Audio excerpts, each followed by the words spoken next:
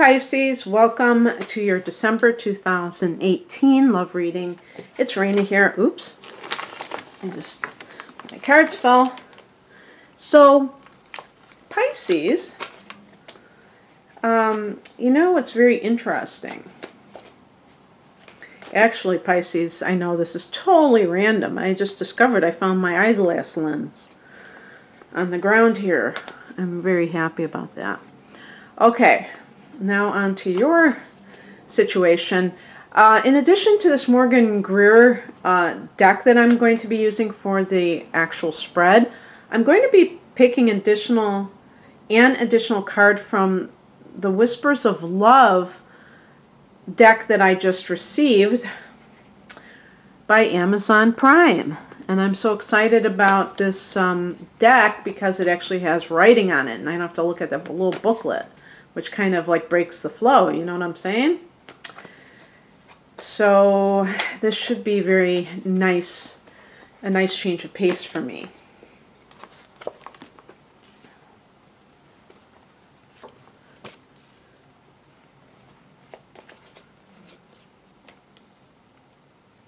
The Wheel of Fortune connected to Jupiter. Today as I record this, Jupiter goes into Sagittarius. Woot! And Pisces, that's your ancient ruler, so you're connected to Jupiter as well. This might be your banner year. Here's your card too.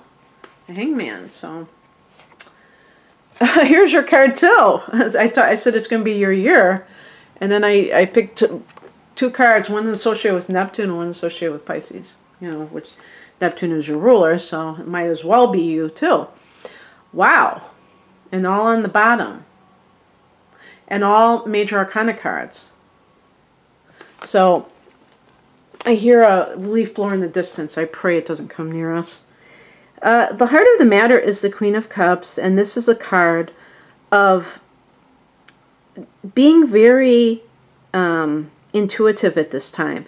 Now, sometimes when I see this in a love reading, I wonder if somebody is sensing something, almost like the High Priestess.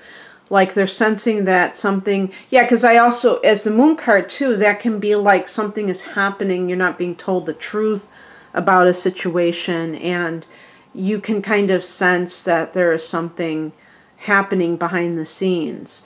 If you are somebody who is single, you may just be feeling like you want to be a mother. The Queen represents the mother, and the Cups is a very, you know, it's a feminine sign, so it's like that high degree of, you know, nurturing and gentleness, and maybe that mothering energy coming from you, and like, I want to experience this, and not being able to at this point, or, you know, trying to find a person who is the right person for that. But also, you know, it's funny, the first two cards I got were the King and the Queen. So it's like father and mother, and this King is in the challenge position. So it's like he is not in alignment with you for some reason. Now, the King of Courts, the King of Swords in the challenge position is a male, an older male. Now, yeah, maybe it could even be your father, and like if this happened 20 years ago, you're still kind of putting your negative relationship with your father, you're projecting that onto every man, for instance. I guess that could be what's going on. But if not that, it could be a situation where you are with somebody who is very cold. Now, the swords connect to air, which is very detached, and that's why they're talking about it like that. So we're talking about Gemini, and that's the sign that Pisces tends to gravitate towards of all the air signs, because you're both mutable signs, and you'll have certain things in common. Gemini, Libra, Aquarius.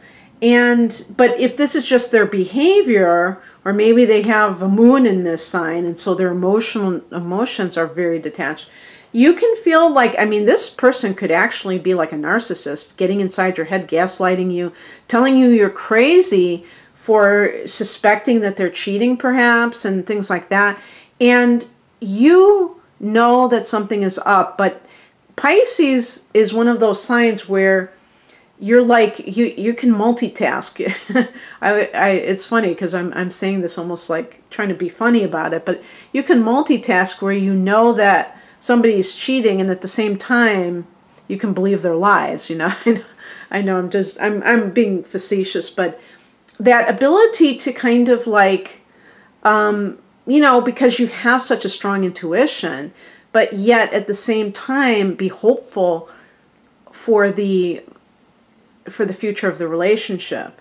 And this person could be very harsh, like in terms of their rhetoric. I mean, they could be saying bad things to you, being verbally abusive, and you're allowing it into your life. And the question is why? Like, why would you do that? And so let's look at the foundation card, because this is kind of influencing you right now. The Wheel of Fortune. So this is a card of like aligning with things kind of coming together for you. And this Jupiter, you know, it's connected to the planet Jupiter. And that's Sagittarius. It just went into Sagittarius. For you, Sagittarius is your 10th house of career. So it may be that, oh, you know, it's funny because the king can be the boss. So if this is in the workplace, I don't know. And who knows, maybe you're in a like, when I think of the queen, I think of somebody maybe who's in a position of authority. Maybe you have gotten a promotion, and in that new position you've been having some type of relationship with somebody at the office. I don't know. But the Wheel of Fortune in general can make you feel a lot more hopeful about your life and less likely to put up with crap by somebody that is being abusive. And don't think that if it's only verbally abusive that it's not that bad. It is. It can really mess with somebody's head, and it's a negative influence. You're like a psychic sponge. You really absorb the influences from your environment, and it's not something that you need in your life. So it's really can be a conundrum.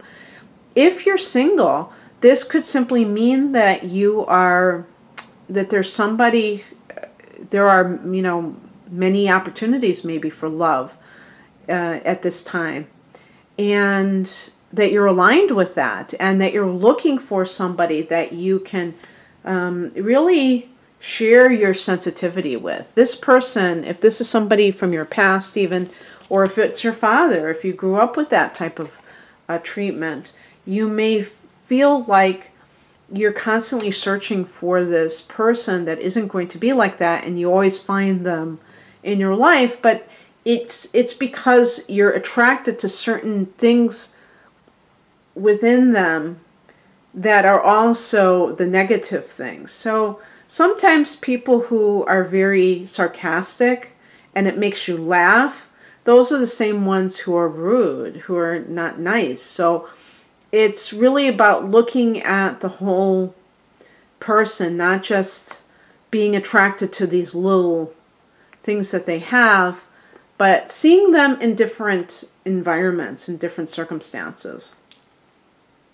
You know, paying attention to how they treat other people.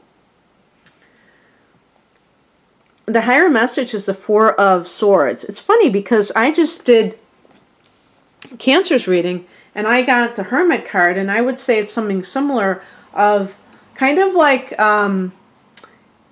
going within, and also with the Four of Swords there might even be a need to just like physically, like you may be physically run down. If this King of Swords is somebody that you've left and it's an ex, you may need to like, you know, stop all contact with this person. They may be still trying to get inside of your head. And the Four of Swords is really about letting go of a lot of communication and just kind of maybe even no thought. It could be meditation, and really But there's to me, a lot of times there's a physical rejuvenation component to it, where the person may feel that sense of being run down, and they need to kind of rejuvenate because they've been in a stressful situation. The practical advice is represented by the Queen of Wands. Yeah, I mean, I get like a strong career vibe out of this, because this is a career woman. And it's funny, because this is connected to Sagittarius as well. I guess we're supposed to just ignore the sunflower and not think of Leo. But it's fire energy at any rate. But I was thinking of the Wheel of Fortune, that it could be some Sagittarius influence. But really, the Queen of Wands, anytime that there's a queen, it's going to have that feminine vibration. So everything we associate with feminine energy. Now, feminine energy can be present in males too. So if you're a man and you think it's about a woman, it doesn't have to be. It's actually, to me, very balanced, because it's got male and female. The Wands is fire, and that's masculine. So it's a balance of the two. The Queen of Cups, on the other hand, is totally feminine. And the feminine energy like that is very passive, and it's kind of like not taking any action, but kind of waiting for the other person to take action so that you can respond to it. And sometimes you have to be the one to initiate, you know. If you are in a situation where the King of Swords individual is still in your life, where you live under the same roof, for example, you may have to, first and foremost, develop your own sense of self-esteem, which I'd associate with the Queen of Wands, where you are, you know, it's not about losing your compassion or anything like that. It's more about asserting yourself. For Pisces, this is a lifetime challenge to say no, to learn to say no in a way that is not where you have to be pushed to your limits and get angry about it, and then you feel like you have the right to say no. But when you can see a situation in advance and that people are trying to overstep their boundaries, and you just say, no, I can't do that, or you know, in a relationship, somebody's asking too much of you, and you know, have that, but you're still having that intuitive part that the Queen represents, the feminine principle, but you're also asserting yourself. You're not the victim anymore. And I think that is so important for Pisces to embrace, because sometimes I know this personally, and talking to somebody, not with the Sun in Pisces, but with Mars in Pisces, I was, you know, mentioning that just saying, you know, stating your needs isn't being mean. It doesn't mean that you're a bad person, you're selfish. It means that you have the same compassion for yourself that you give to other people. What's coming in is represented by the Hangman. So there may be like a waiting period for some reason. If you're in a relationship that is problematic, there may be factors that make it so that you must wait before you can leave the relationship. Perhaps you need to save up a certain amount of money.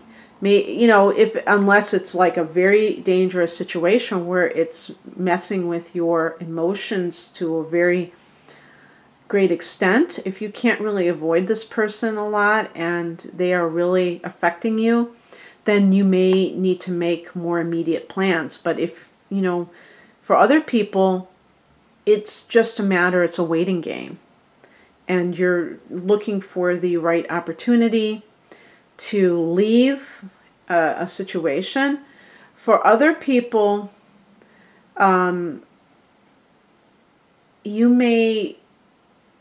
maybe you have met a new person, possibly a Sagittarius, and this person is somebody that you're not sure if you're going to be able to get along, and you just have to keep, you know, being with them. But with the Four of Swords, you don't want to jump into a new relationship right away, especially if you've had that King of Swords individual in your life. you may need time to recover. So jumping into a new relationship may not be the best idea, but maybe you get to know them very casually. And the hangman may be just you hanging out with this person. And it's not that you're getting like deeply involved with them, but you're getting to know them. The outcome is the Moon card. The Moon card in this as an outcome card can suggest that, to me, a lot of times it's timing.